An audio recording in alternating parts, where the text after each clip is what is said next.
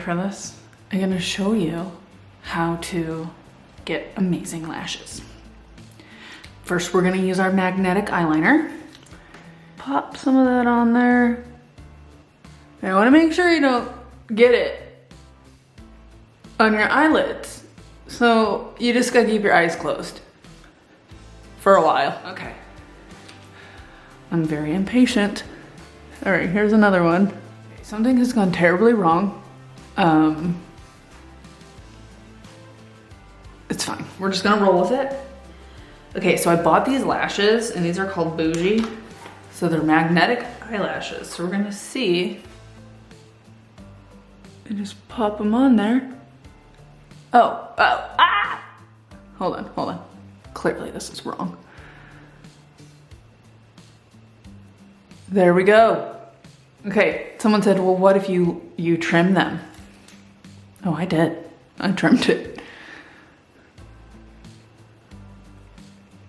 Still. Oh, crap. It doesn't matter. A girl knows when she looks good. Oh, there I am. And I look, Let's just stick to painting. Welcome to 10 Minute Tuesdays. I am so glad you're here. Hey everybody, welcome to 10 Minute Tuesdays. So before we get started, yes, I'm hiding in my laundry room. I told you, if I go in my laundry room, they're gonna find me. My kids are gonna find me.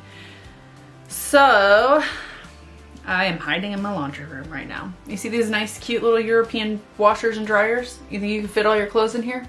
This is the washer, and that's the dryer. Yeah. Anyways, so let's put 10 minutes on the clock. 10 minutes on the clock, okay? And I'm gonna answer a few questions. So, someone had asked me last week, do I use anything in particular to raise my furniture? That way I can paint the feet, get to the bottom of the feet better. Yes, I do, actually.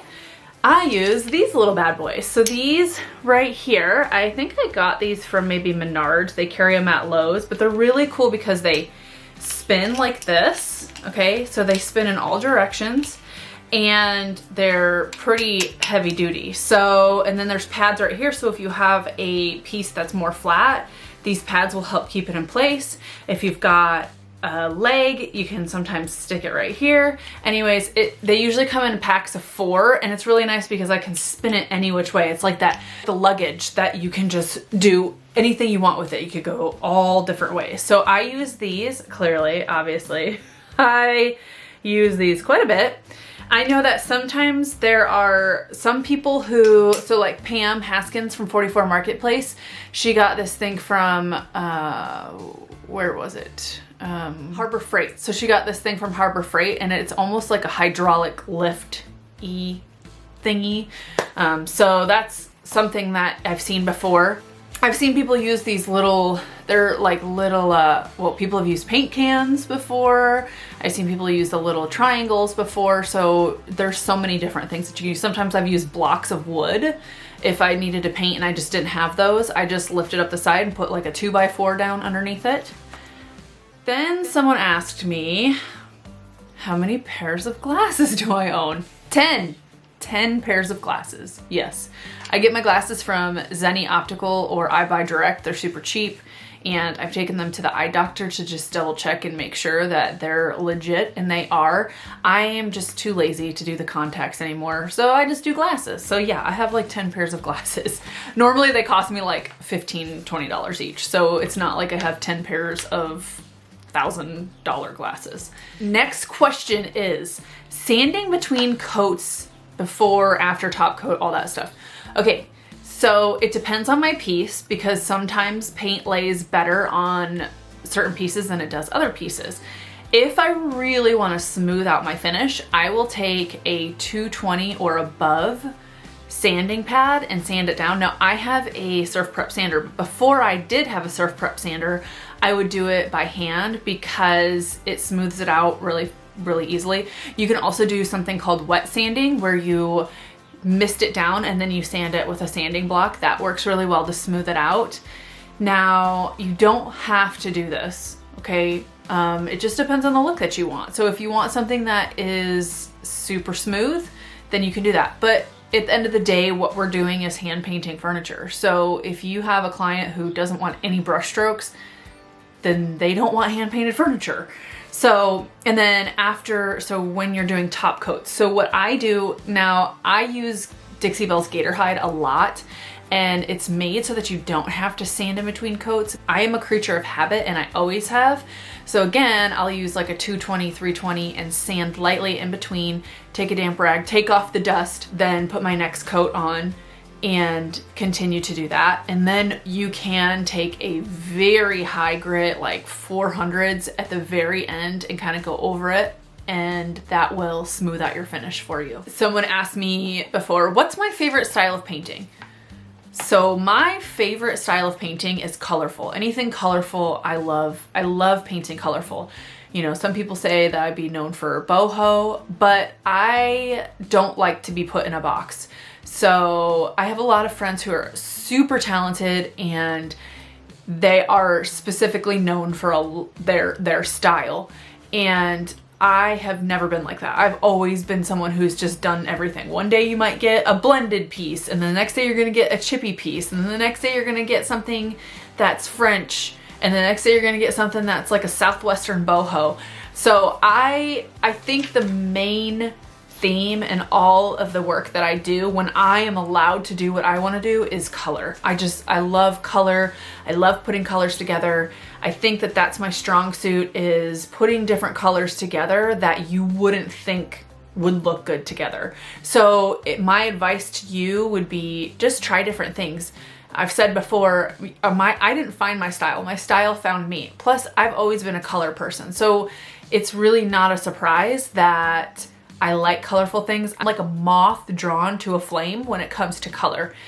You put anything bright in a room and that's it. I'm going right to it. I don't know why, it's just the way that I am. I also was asked something. So this is actually something that has nothing to do with furniture, but it's something super important to me.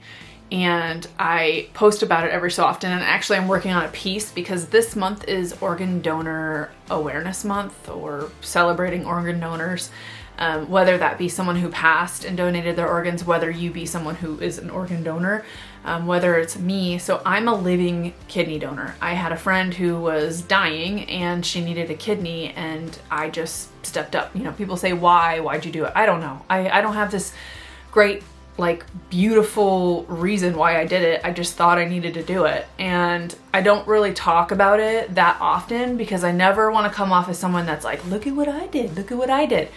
But I think it's been over 2 years now, and it's something that I really want to focus on. So, you know, people are like, well, what's up with this organ donating thing? If you've been following me for a while, you know the story, and you know that I donated my left kidney. If you don't know and you're just here, well, now you know. So I donated my left kidney to my girlfriend Kim, and she's doing phenomenal, phenomenal, phenomenal. I'm doing great. I don't know. I don't want to say that what is one of the most important decisions I made, because I have 2 beautiful children and a wonderful husband, but it was a decision that I'll never regret, and I would do it over again. So that reflects sometimes in December, and in April you'll see me post quite a bit, because December is actually when we did it, and April is Organ Donor Awareness, and I'm actually working on a piece right now for it. The Donate Life came out with this really pretty graphic, this one, and so I'm going to try to emulate that in a piece, because I just felt like it was really beautiful. I'm not like a huge butterfly fern type person, but I just really liked it, and my daughter has a toy box in her room, and I think I'm going to make it into that. So hopefully, I don't know, it might come out. But anyways, that's what's up with the organ donating stuff. So someone asked me, what's up with the organ donating? One of the other questions I got was, where do I find furniture here in Europe? And I they have these thrift stores, and they have them in Luxembourg, and they have them in Belgium, and they have them in Germany, and they have them in France. Now the borders are closed right now, so I'm running a little low on furniture. They did start opening stores back up here in Germany, so I'm hoping that things will start opening up. I don't know. It's kind of, I want things to open, but then I want to be safe. So I get my furniture from those places, and pretty much it. That's where I get my furniture. That's how I get my furniture. I want to say thank you guys so much for joining me on these Tuesdays. I wasn't sure how it was going to go, but I do love answering your guys' questions, whether it's furniture related, if it's about me, any of that stuff. So that's our timer, and that is 10 minutes. Let's turn that off. It gets a little bit lower. Wait. Ah! Come on. Okay. Technology. Okay, so anyways, thank you guys so much for watching. If you have questions that you want me to answer, whether it be furniture related, life related, whatever, put them in the comments below and I will get to them next week. I want to say thank you again, and I hope you guys have a wonderful week, and I will see you next Tuesday. Ciao.